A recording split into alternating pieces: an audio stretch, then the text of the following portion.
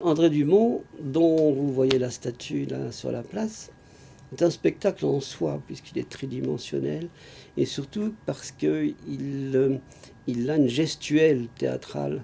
Donc le doigt planté vers le sol désigne la couche de charbon qui se trouve sous ses pieds, c'est-à-dire sous la campine. Il a découvert à ce moment-là des gisements houillers extrêmement abondants.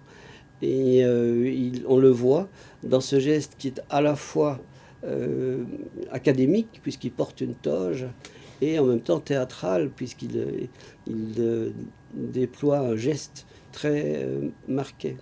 Donc c'est une sorte de spectacle en 3 dimensions dont on doit faire le tour pour bien découvrir sa signification.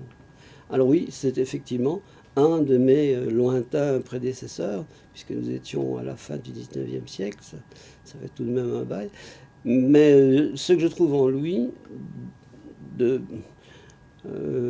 proche, disons, de mes préoccupations personnelles, c'est cet amour justement de la géologie et cet amour du patrimoine.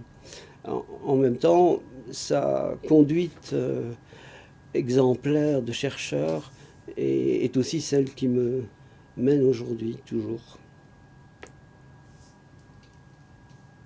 Je suis Marcel Hoth, professeur de préhistoire à l'université. Et je m'intéresse beaucoup aux arts en général et aux arts du spectacle en particulier, c'est-à-dire aux prémices de la théâtralisation que sont les grottes décorées, par exemple, où déjà on rentre dans un dialogue entre le créateur et le spectateur.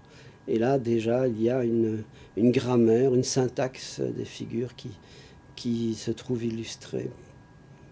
Comme vous savez, la plupart des expressions artistiques en préhistoire se font dans les grottes, sur les parois des grottes. Donc, lorsque vous y pénétrez, surtout avec une torche flambante, vous y voyez les images s'agiter au fil de votre pérégrination. Et c'est à ce moment-là que s'entretient entre le déambulateur et les parois un dialogue qui est identique à l'art du théâtre ou l'art du spectacle en général aujourd'hui. Donc le mouvement là n'est pas donné par la caméra, mais par vos yeux qui progressent. Ce qui est très intéressant, quand on tourne le regard de la façade de l'université avec sa rigueur académique, et qu'on se tourne alors vers le théâtre actuel, on a la partie créative de cette université.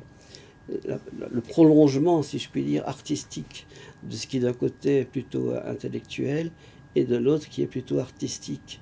Et donc ce balancement entre les deux fait qu'on a une sorte de place de la culture, comme j'aime l'appeler, une culture vive et une culture de recherche, qui sont ainsi vis-à-vis l'une de l'autre.